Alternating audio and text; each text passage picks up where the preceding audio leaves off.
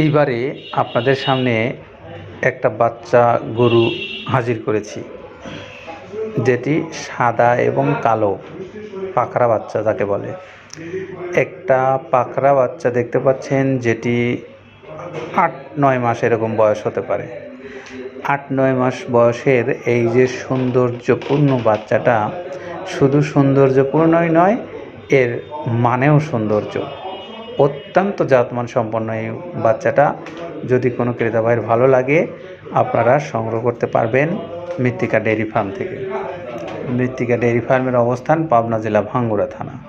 Mobile number দেওয়া আছে, যারা সরাসরি দেখে নিতে চান তারা চলে আসেন এই খামারে, আর যারা অনলাইনে খরিদ করতে চান তারা ফোন দেন।